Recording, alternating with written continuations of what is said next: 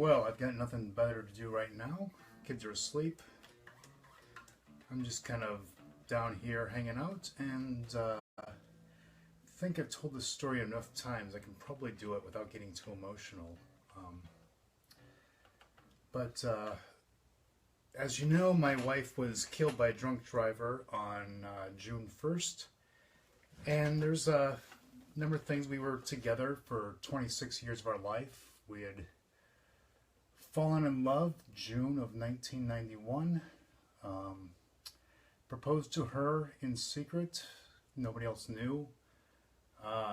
July of 92. And then we finally announced to everybody else in February of 93.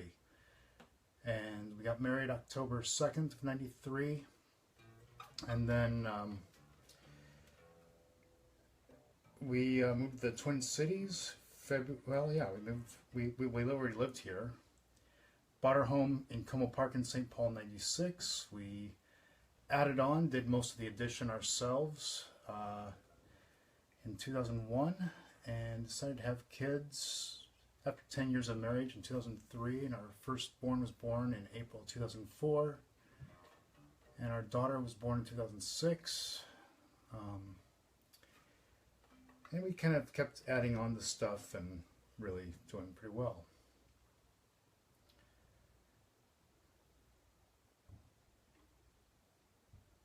So,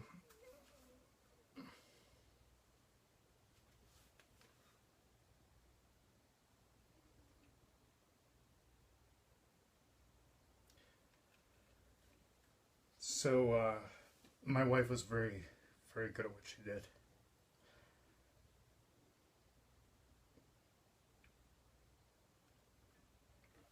And I did a lot of support, helping, just really raising the kids as she worked and provided for us. And the week that she died, our son was 13. He had gotten some of his friends together, convinced them to do a band for the talent show. He realized that his fourth grade picture, he looked an awful lot like Eddie Van Halen.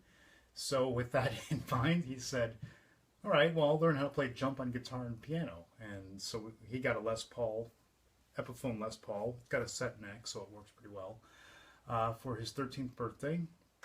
Didn't matter that he really knew how to play it. I mean, I taught him some classical guitar.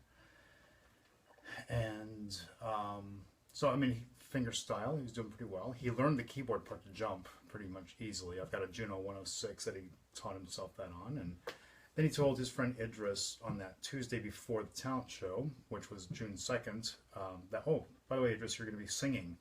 And so, don't think that was quite fair to him, but it was all right. And then his friend Sam played drums. And he was pretty excited about that. So, meanwhile, my wife was working with the EMS team at HCMC. She's organization development guru. I mean, she was an anthropology major, and that just everything that she did was there, and she never did anything half-assed. So she was always there for everybody. Wednesday, May 31st, she was home late because she was in a meeting, and just really, I guess they were making some great headway. So I've posted some of those texts that between our conversation in those last couple days.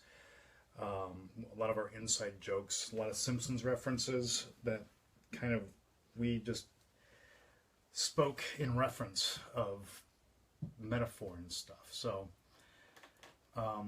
oftentimes what would happen, she'd come home late, I'd make sure dinner was served, we'd sit on the couch, get popcorn and wine, rubber feet, and have her talk to me about the day. I'd talk back, I'd give her my feedback, my perceptions, and we binge watched the TV show Mom. It was our latest one. It was a great show, kind of still is. Anyway, the next day, June 1st, we were preparing for the St. Anthony Park Art Fair, which is our annual tradition. We bike from our home in Como Park down to St. Anthony Park, usually buy some plants and such. Take the kids, just make a day of it. I think Soren had an audition that morning for something on June 3rd, I think for Aladdin auditions, and I'm trying to remember who ended up taking him. I think my dad took him to auditions or something. So Anyway, June 1st, that evening, both Krista and I both had our auditions for the Minnesota Chorale. I was going to rejoin the chorale after not having sung with them seriously since like 2008. And Krista was a contracted singer, one of the 20 contracted singers with the chorale, aside from her full-time job. And she's just a brilliant coloratura voice. Probably could have done something significant had she done that full-time instead of only really having time to practice in the car. But I was getting the gardens, because we have a Minnesota wildflower garden, and getting those prepared. I was finally doing something with the daylilies that just take over everything. So pretty much all day, June 1st, I was ripping out daylilies, getting those piled up to take to the compost, yard waste area. And then when the kids were done with school, they had a rehearsal for the talent show for that next day, and Soren was excited about it. So I came into school at the end of the day just to find out what was going on, and the talent show was really just closed for the school kids, and really the parents weren't really expected to come. But Krista had reworked her schedule, her meetings with the EMS team for this really important work they're doing, so that she could see Soren do this band that he had pieced together and convinced his friends. And he's a 7th grader, and I was just thinking, both Krista and me, when we were 7th grade, I don't think we ever were able to get our friends to get on board with us to do something like this. And so I was rather impressed that he did that. So Krista reworked her schedule, so on June 2nd she'd be able to see Soren. And that was no small feat, because she can't just leave work or anything. I mean, she worked 70 hours a week anyway, and a job of 3 people.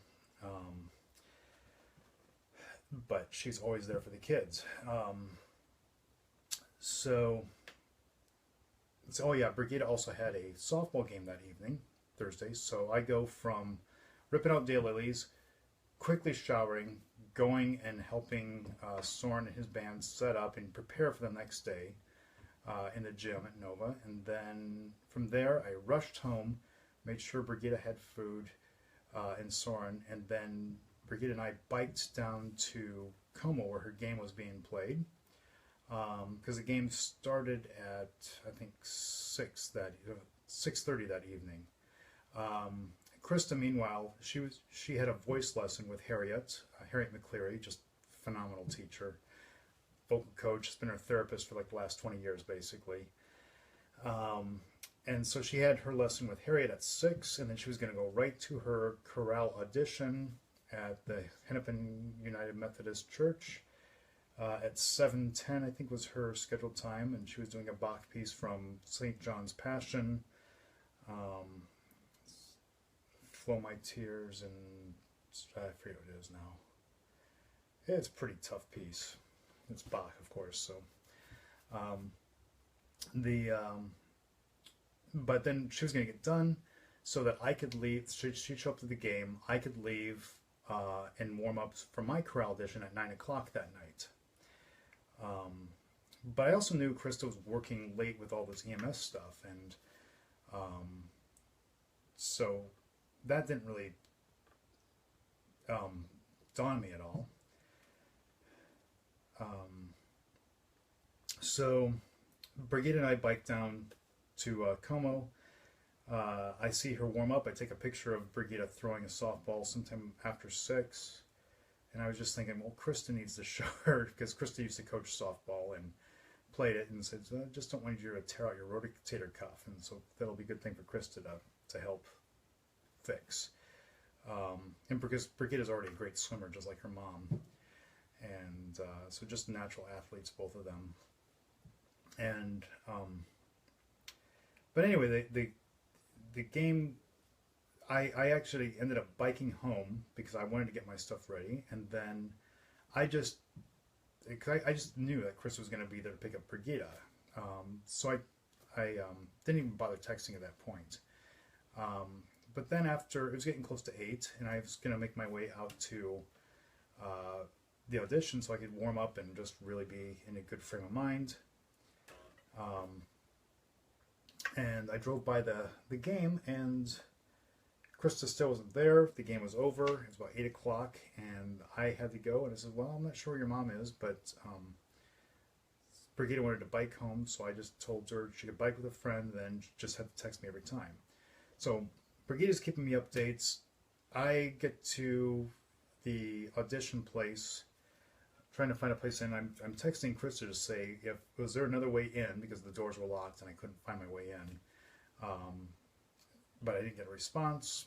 And so I got in just in the nick of time to do my audition, filled the paperwork, and then they asked me did something happen to Krista, because she didn't show up for her audition.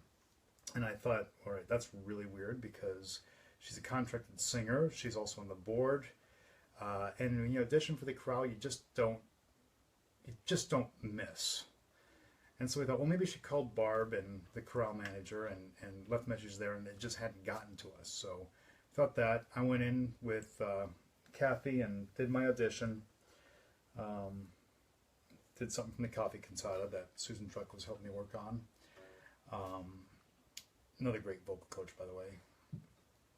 Got done. Before I got in, I left a message on Harriet's phone just asking if Krista had shown up for the lessons. I thought, well, if she's not here, I wonder if she's still late at work, and if maybe she talked to Harriet about saying, well, I can't make it because there's something going on at work. And so I did my audition, got out. Harriet called me and said, well, she had just talked to Krista at 5:30 when she was leaving for her 6 o'clock lesson, and Krista never came. So then I'm thinking, all right, that's really not cool. So it's about 9:30 at night in Minneapolis, so I leave Hennepin County United Methodist. I drive down to where Harriet's is, and I know Krista always likes to park away so she can walk, and if she doesn't have to pay for parking, that's always great. She will always walk. So I wanted to see if I could find her car. So I drove by Harriet's place and all the places where I know Krista usually parked, didn't see her car. So then I drove by HCMC where she worked, and all the places where Krista usually parks there in the roads, and I didn't see anything, but I drove past Park and 15th, and this is getting close to 10 o'clock at night, and there's like 6 cop cars out there, and that whole block is just blocked off. The thing is, I didn't think anything of it. I just thought, well, I wonder if there was like some sort of a shooting or something. I was me being racist here, I guess. But, I just didn't dawn on me, because I was thinking, well, maybe Krista had, with her thyroid medication and everything, because she had a thyroid cancer and had that removed in 2011. I thought, well, I wonder if something's going on and she's in her office and nobody else is there, and she's like had a heart attack and passed out, and I couldn't get in. I wasn't really thinking about that. And I thought, did she walk with this long distance? Did somebody abduct her? So I thought, all right, at this point, I called her again and no answer. So I got home and I looked up the phone bills, or the phone charges, and I looked up the credit cards. No activity at all on those. And so that's when I finally called 911. And I just said, well, I can't seem to find my wife, and I'm wondering what do I need to do to file missing persons. And they kind of said, well, if you really want to file missing persons. And I just started giving the description. The 911 operator said, okay, let's file missing persons. And so I file missing persons. I give the description of Krista. I describe the car. And then at that point, after describing the car and giving the VIN number, that's when the dispatcher, or whoever it was, the person taking the missing person report, asked if I want to have a squad come out to talk. And this is about 11:30 at night at June 1st. The kids were already asleep, and Brigitte was worried that, wondering where Mama was, but they fell asleep. And so after about the 3rd time, I just, of her asking if I wanted a squad to come out, I just said, if it helps me find my wife, yeah, have them come out. So it gets close to midnight, and 2 officers from the St. Paul Police Department are at my door, and I see the 2 officers, and I'm thinking, all right, this is fuck. But I invite them in, put Zeke and our dog away, and they just were very direct and kind and did what they're supposed to do. And they informed me that Krista was killed in a hit-and-run accident. The guy was doing about 70 miles an hour in some big SUV, and he T-boned her in her Honda Fit, right in the driver's side.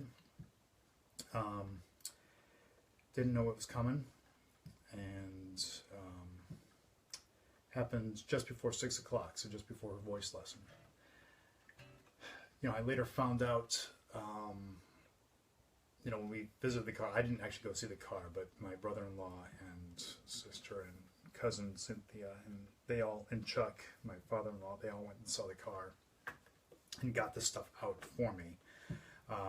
So I got her Indigo Girls CDs and Monkey CD and Beatles, and one of the St. John Passion CDs. So the one that she was listening to, the one that she was working on for her thing, is still in the CD player. So I know that's what she was listening to or practicing at the time.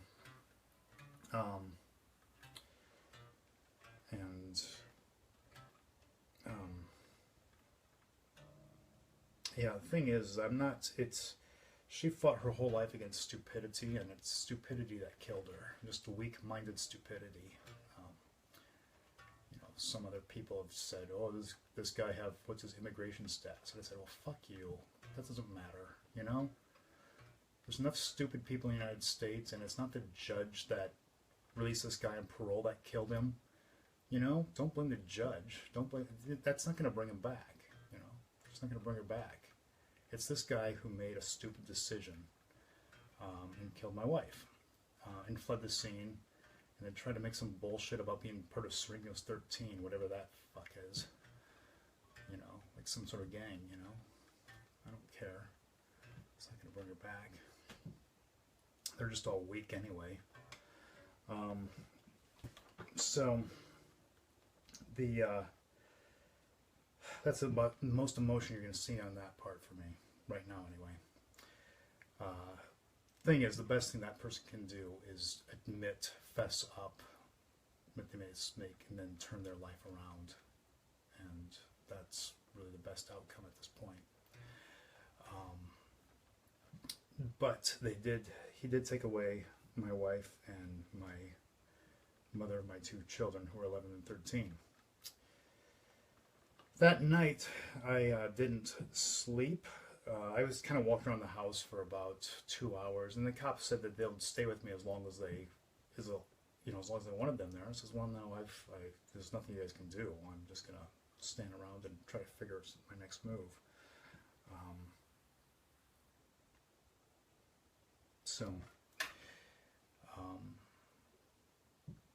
Took some NyQuil, because, you know, that took like a double dose of NyQuil just to see that would knock me out. Brigade was already asleep in our bed, so I just got in, and NyQuil just kind of made me drowsy. This time it didn't knock me out. So I just pretty much sat in bed from about 12:30 until 5:30, just stressed out and thinking. And Brigida wakes up, and she just asked me if did I find out what happened to Mommy, and maybe she's asleep in her office, you know, and she was just working late, and she got tired, and she fell asleep in the office, so that's what she was thinking. And at that point, I said, well, I guess I'm going to have to tell you, all right. So I said, well, here, Brigida, let's go downstairs, let's get some cocoa, let's sit on the couch. You know, I still have a week of school left. Let's do that. And then I woke up Soren, and I said, hey, Soren, get up, let's go on the couch. And so gathered Soren and Brigida on each side of me on the couch, and I hope nobody ever has to do this, really. I mean, it's just not fun. But after doing this, you know, you can do anything. But I told Soren and Brigida right then and there on the couch that their mother was killed that night from a drunk driver. And they both cried. Brigida screamed. Soren was really just kind of shivering, crying, and Brigida was already devastated because Auntie Carrie had died in January, and she was really upset about that. Carrie Bostrom, who just lived on the other side of Como from us, and another friend of ours from college. In fact, Krista and I were planning on going to Carrie's Jazz Memorial on June 17th with Amy Gilbertson, who's my sister, our sister. She's been part of our lives forever. She's the guardian of the kids, should anything happen to me.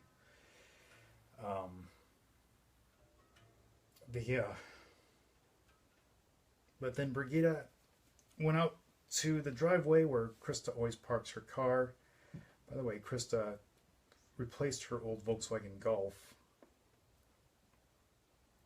last August, with this blue Honda Fit. She was holding out for a stick shift. It's 2009 Honda Fit, and it's just a brilliant little car. It's kind of like her original Honda Civic, 88 Honda Civic hatchback.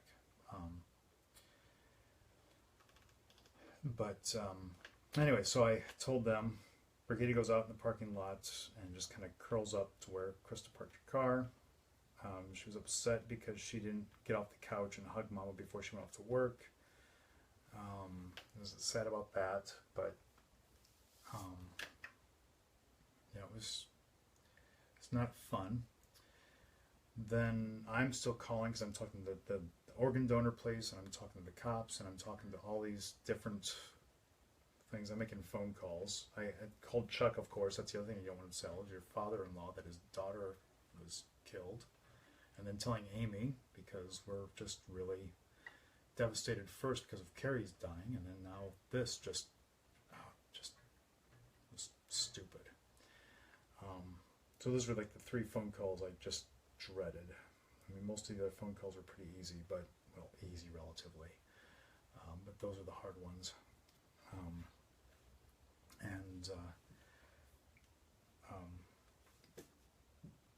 So it gets close to school time, and Soren was getting ready to go to school.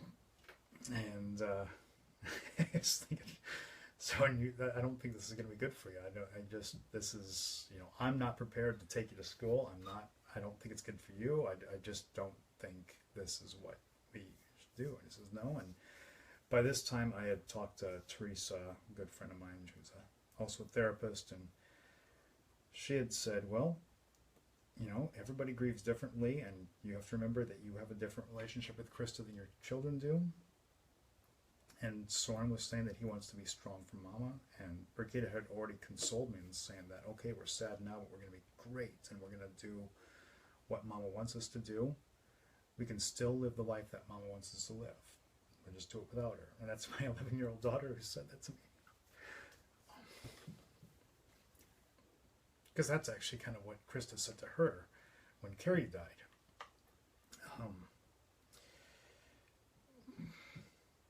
But Soren, I made a deal with Soren. I said, okay, Teresa, I trust you. And then Soren just said that, I said, Soren, I want to be there for you, but I can't today. I'm not going to be able to do anything. So I called the school, and I called the parents of Soren's friends who were in the band, just other great friends of ours. Benjamin and Jenny are just fantastic people.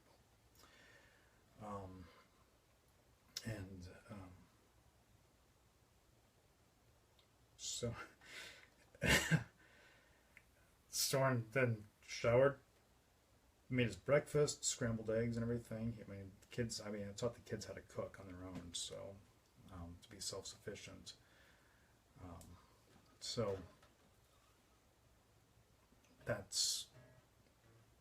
then Soren, he showered, made his breakfast, made his lunch, got his schoolwork together, got his guitar and his amplifier, and then took the bus in. And I gave the school a heads up, and I guess they were all on deck, but I didn't want any of the students to know. But, the faculty certainly knew, and Soren put on a great performance. Granted, he only had been playing that electric guitar, for kind of only a month, but it seemed to work out pretty well for 7th graders. Playing jump, did that, and so I'm glad he did that. But he ended up just kind of finishing up the whole school year, and I spent the next week with pretty much a total of about 20 hours. The thing is that when I saw, anyway, it was just tough, and then having people in the house is tough, especially when Krista's really my best friend, and so I didn't really ever talk to anybody else deeply about anything. So that's why we were together for so long, is because we were both kind of each other's confidants and best friends. But the medical examiner was done with Krista, brought her over to the funeral home on Saturday, and so I viewed the body, and Nancy Barks was there, who's really Krista's other mom, and just somebody we all just trust. I mean, everybody needs Nancy in their life. And then Mark Linzer, who's physician over at HCMC, one of his bandmates and just a good family friend. He just happened to be visiting with Sudi, and so I asked him to come over and view Krista with me, because I just kind of needed a professional who also was caring to kind of stand with me. So Nancy and Mark stood with me as we saw Krista, and they only uncovered her head, not the rest of her body. And I'd seen, I've been with Krista since '91, and I know what her body looks like underneath bed covers, and the shape that was there was not Krista's body, so that was pretty disturbing, even though it was covered. And then it seemed obvious that her forehead was not right, and I think they did put a plate in her head. I mean, they did a good job, so I don't think other people noticed, but of course I'm going to notice. And then just her whole face was just completely cut up. So, and just the blood caked in her hair still. I mean, they washed it, but it was, I know her color, and getting her ID badge and everything too, and her earrings, which are just stained and caked in blood. So I still have those. But then somehow I just kind of managed to figure out how to do the memorial and our service. So, we were married in an unconventional wedding ceremony because we just didn't like the way cookie cutter, you put insert bride and groom name here and do that. We had our own things, our own belief systems. We just did what we did. And that's the way I was going to send her out, was with a memorial that was all about music, because words just get in the way all the time. I don't listen to words anyway, so that's why I posted those. But that's, whether this thing is going to keep on or not, that's that story, and I don't even know if you guys have been able to hear me talk, so just don't necessarily need to do it again. Anyway, that's what happened. I'm signing off, I think, if I can read this.